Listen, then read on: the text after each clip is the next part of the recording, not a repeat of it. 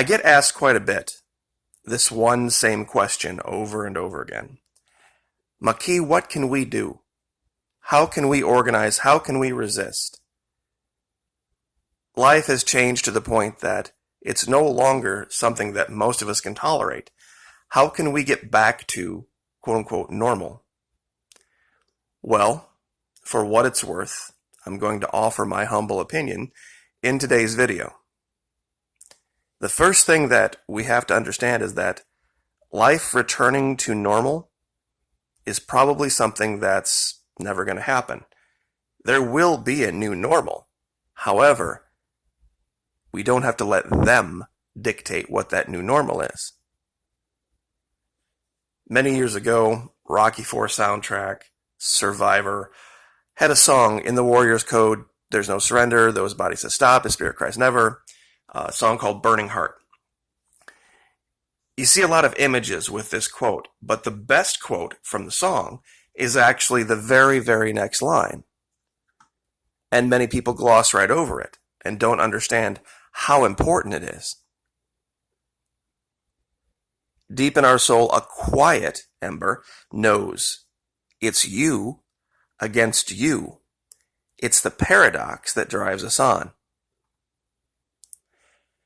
Those of you who have gone through the military, gone through basic training, AIT, can verify this for everyone else. There is no returning to normal after you go through this. It's all you want during your time in. Those first 2 or 3 or 4 weeks, you're like, man, I just want to get through this so life can get back to normal. What you end up realizing, though, is that after having gone through this experience, what you knew as normal before is never coming back. While all of those other things are the same, you are not, and your perception of them is not.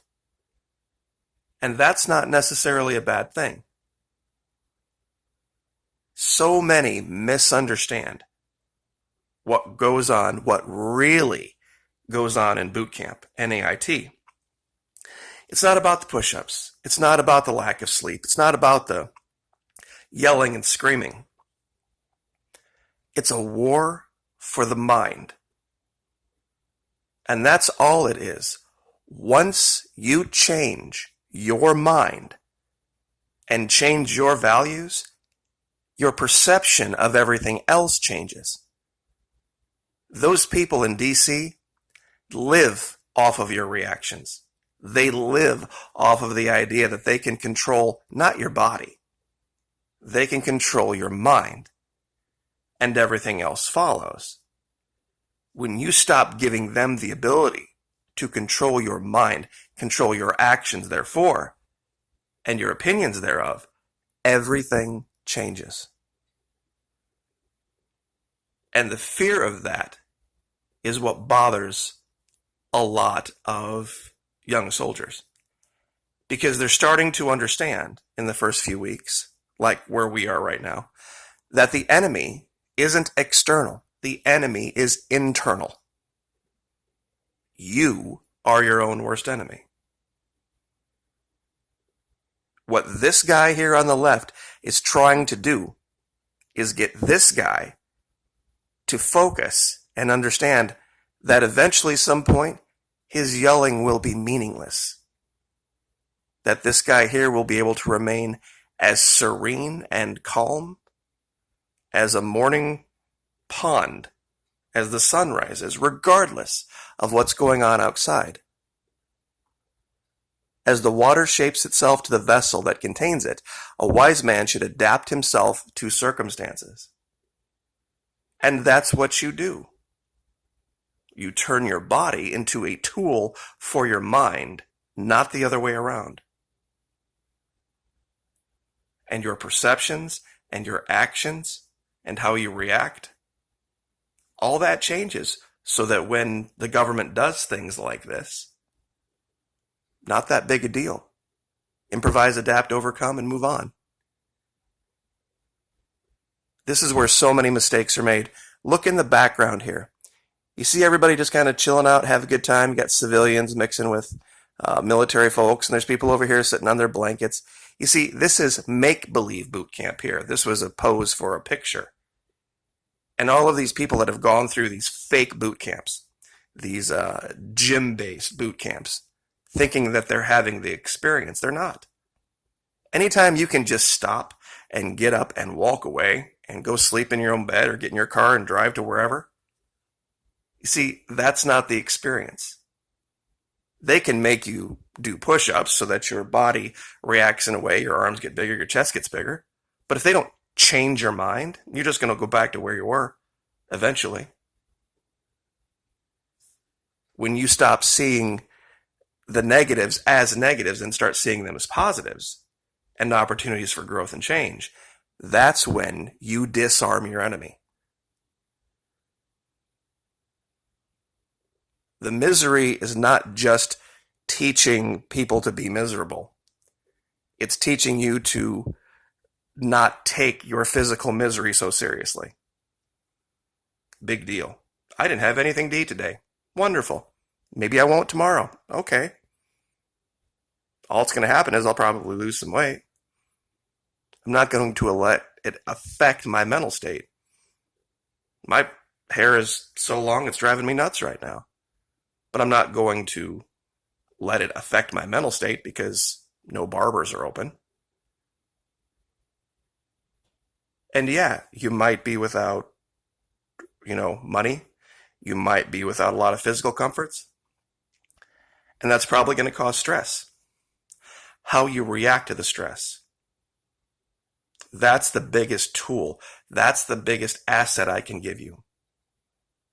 Is giving you the ability to see it for what it is. We don't want to change things to go back to making us comfortable and fat and happy again. We don't want that. That's bad. The day you decide that you are more interested in being aware of your thoughts than you are in the thoughts themselves, that's the day you find your way out. Some people read that and go, wait, what? See, being aware of how big an effect our passing thoughts have, that's the key. And how they affect our mood, how they affect our life, those around us. That's really the war for the mind. I teach psychological operations for this very reason. It is actually a bit of a hindrance sometimes to the military, in the sense that once soldiers have gone through this training, the psychological operations training at Fort Huachuca, Arizona, it's almost impossible afterwards for them to train those soldiers to do anything else. Because once you have the ability to resist being mentally manipulated, even by your own physical suffering, very little can be done after that to outwardly change you. After that, you have to be the one that makes the decision to change. See, they put all these kids through this, and they get them to react to suffering. I do this, and it's a good thing. I do this, and the other thing, it's a bad thing. And eventually they learn to follow orders. That's a good thing. But there comes a point when there's another level of training that not many people get to. Because if you want to become a mindful and heartful leader, you must be willing to love and empower all those who are following you and believing in you. Meaning you just can't order people to do things and expect them to do it because they fear you. They have to believe in you. And that comes from the mind. That comes from the mind understanding the real reason things are being done. It can't always be that way.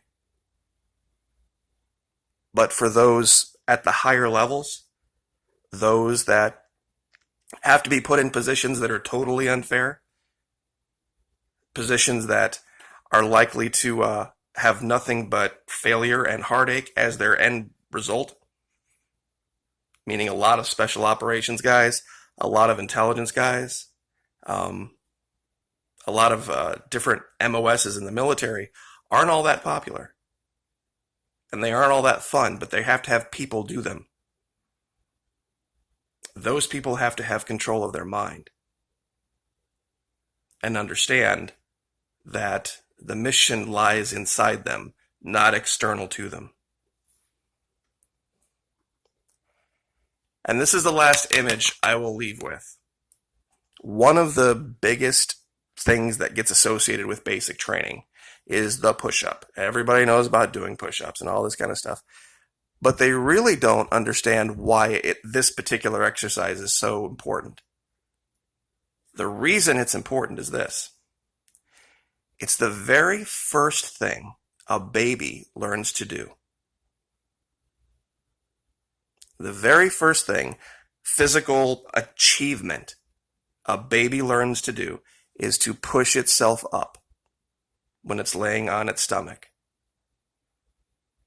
Now, this gets ingrained young. And you would think by the time you're 18 or 19, just simply repeating that act over and over again wouldn't be such a stumbling block. Yet it is. Because it's the first thing you do successfully, but here they take it away from you. They take it away because you get to a point where you can't do it again. And it makes you feel helpless. And you don't have a choice but to feel helpless. Because your body was wired that that's a reward from the time you're very young.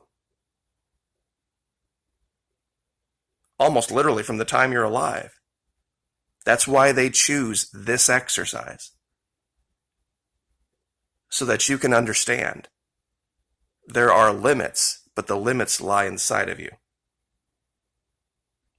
And the more you attempt to push those limits and conquer those limits, the better off you will be, not only as an individual, as a leader, as a soldier, and in this case, even a resistance fighter. Once you realize it's not about you anymore, everything changes. So that's the best advice I can give. If you want to fight back, if you want to do damage, stop taking your phone everywhere, number one. Don't let them track you. And number two, stop listening. Literally stop listening to them and stop reacting. You can make life be as normal as you want it to be. And I think from this point forward, I'm going to attempt to, as much as I can, not react to the mainstream media, not react to the headlines. I might look at them, take it under advisement, but then look closer. Look farther down the road. And talk about things that actually matter. It's you against you. No surrender. Like, share, subscribe.